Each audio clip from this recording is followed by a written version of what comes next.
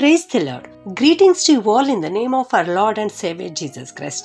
Today's Bible verse, Haggai chapter 2 verse 5. My spirit remains among you, do not fear.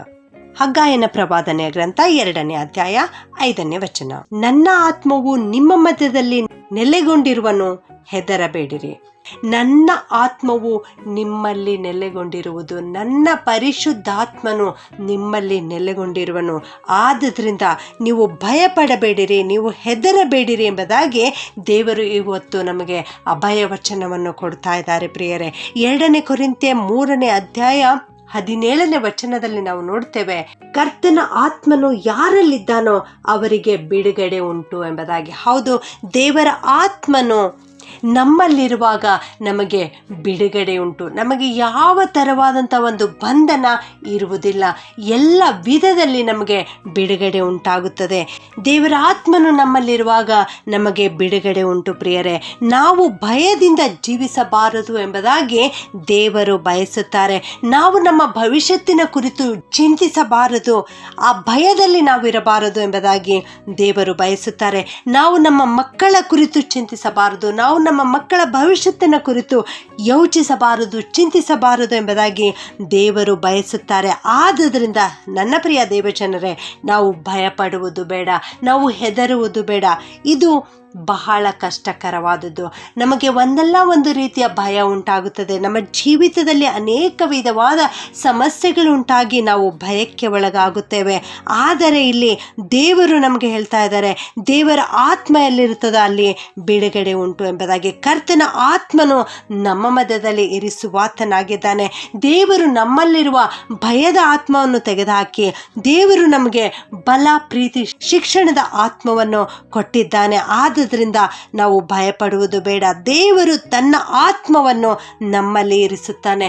ಯೇಸು ಸ್ವಾಮಿ ನಮಗಾಗಿ ಪ್ರಾರ್ಥನೆ ಮಾಡುತ್ತಾರೆ. ಆದುದರಿಂದ ನಮ್ಮಲ್ಲಿರುವ ಭಯವೆಲ್ಲ ಹೋಗುತ್ತದೆ. ನಾವು ನಮ್ಮನ್ನು ಕರ್ತನ ಹಸ್ತಕ್ಕೆ ಒಪ್ಪಿಸಿಕೊಡೋಣ. ದೇವರು ಆಗ ನಮ್ಮಲ್ಲಿರುವ ಭಯದ ಆತ್ಮವನ್ನು ತೆಗೆದುಹಾಕುತ್ತಾರೆ. ಯೇಸು ಸ್ವಾಮಿಯ ಶಿಷ್ಯರ ಜೀವಿತದಲ್ಲಿ ಕೂಡ ಭಯ ಆವರಿಸಿರುತ್ತದೆ.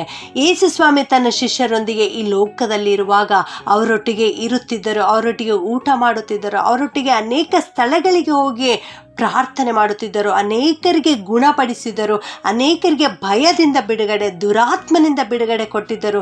ಇದನ್ನೆಲ್ಲ ಕಂಡಾಗ್ಯೂ ಕೂಡ ಶಿಷ್ಯರ ಜೀವಿತದಲ್ಲಿ ಭಯ ಆವರಿಸಿರುತ್ತದೆ. ಯಾಕೆಂದರೆ ಯೇಸು ಸ್ವಾಮಿ ಅವರನ್ನು ಬಿಟ್ಟು ಹೋಗಿದ್ದರು, ಯೇಸು ಸ್ವಾಮಿಯನ್ನು ಶಿಲುಬೆಗೆ ಏರಿಸಿದ್ದರು.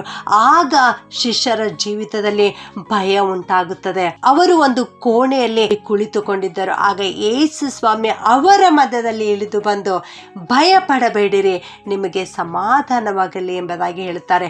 ಅದೇ ದೇವರು ಇವತ್ತು ನನಗೂ ನಿನಗೂ ಕೂಡ ಹೇಳ್ತಾ ಇದ್ದಾರೆ, ಭಯಪಡಬೇಡಿರಿ ಎಂಬುದಾಗಿ. ನಮ್ಮನ್ನು ನಾವು ಕರ್ತನ ಹಸ್ತಕ್ಕೆ ಒಪ್ಪಿಸಿಕೊಡುವಾಗ ದೇವರು ನಮಗೆ ಆಶೀರ್ವದಿಸುವಾತನಾಗಿದ್ದಾನೆ. ಅಂದು ಶಿಷ್ಯರು ಭಯಪಟ್ಟವರಾಗಿದ್ದರು, ಆಶ್ಚರ್ಯಚಕಿತರಾಗಿದ್ದರು. ಮುಂದೇನು ಎಂಬುದಾಗಿ ತಿಳಿಯದಂಥ ಪರಿಸ್ಥಿತಿಯಲ್ಲಿರುವಾಗ ಯೇಸು ಸ್ವಾಮಿ ಅವರ ಮಧ್ಯದಲ್ಲಿ ಬಂದು, ದೇವರ ಆತ್ಮನನ್ನು ಕಳುಹಿಸಿಕೊಡುತ್ತೇನೆ, ನಾನು ಹೋದ ಮೇಲೆ ಸತ್ಯದ ಆತ್ಮನನ್ನು ಕಳುಹಿಸಿಕೊಡುತ್ತೇನೆ ಎಂಬುದಾಗಿ ಹೇಳಿದ ದೇವರು ಇಂದು ಅದೇ ಮಾತನ್ನು ನಮಗೂ ಕೂಡ ಹೇಳ್ತಾ ಇದ್ದಾರೆ. ತನ್ನ ಆತ್ಮನನ್ನು ನಮ್ಮ ಮಧ್ಯದಲ್ಲಿ ಇರಿಸುವಾತನಾಗಿದ್ದಾನೆ, ತನ್ನ ಪರಿಶುದ್ಧಾತ್ಮನಿಂದ ನಮ್ಮನ್ನು ತುಂಬಿಸುವಾತನಾಗಿದ್ದಾನೆ. ಆದುದರಿಂದ ನನ್ನ ಪ್ರಿಯ ದೇವಜನರೇ, ನಮ್ಮನ್ನು ನಾವು ಕರ್ತನ ಹಸ್ತಕ್ಕೆ ಒಪ್ಪಿಸಿಕೊಡೋಣ. ಆಗ ದೇವರು ನಮ್ಮನ್ನು ಆಶೀರ್ವದಿಸುತ್ತಾನೆ. ಪ್ರಾರ್ಥನೆ ಮಾಡಿಕೊಳ್ಳೋಣ. ಪ್ರೀತಿಯ ಪರಲೋಕದ ತಂದೆಯಾದ ದೇವರೇ, ನಿಮಗೆ ಸ್ತೋತ್ರ ಉಂಟಾಗಲಿ. ದೇವ, ನೀವು ಇವತ್ತು ಕಲಿಸಿಕೊಟ್ಟಿದ್ದೀರಿ ಸ್ವಾಮಿ, ಹೆದರಬೇಡಿರಿ ಎಂಬುದಾಗಿ. ನನ್ನ ಆತ್ಮವನ್ನು ನಿಮ್ಮಲ್ಲಿ ಇರಿಸುತ್ತೇನೆ ಎಂಬುದಾಗಿ ಹೇಳಿದ್ದೆ ತಂದೆಯೇ, ನಿಮಗೆ ಸ್ತೋತ್ರ.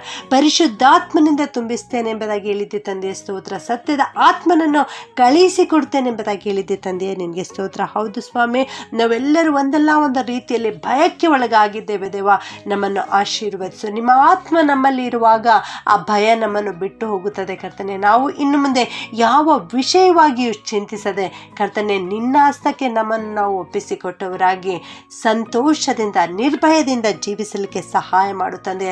ನಮ್ಮೆಲ್ಲರ ಜೀವಿತವನ್ನು ನಿಮ್ಮ ಅಧೀನಕ್ಕೆ ತೆಗೆದುಕೊಂಡು ನಮ್ಮನ್ನು ಮುನ್ನಡೆಸಬೇಕಾಗಿ ಈ ಪ್ರಾರ್ಥನೆಯನ್ನು ದೀನತೆಯಿಂದ ಯೇಸುವಿನ ನಾಮದಲ್ಲಿ ಬೇಡುತ್ತೇನೆ ತಂದೆಯೇ. ಆಮೆನ್.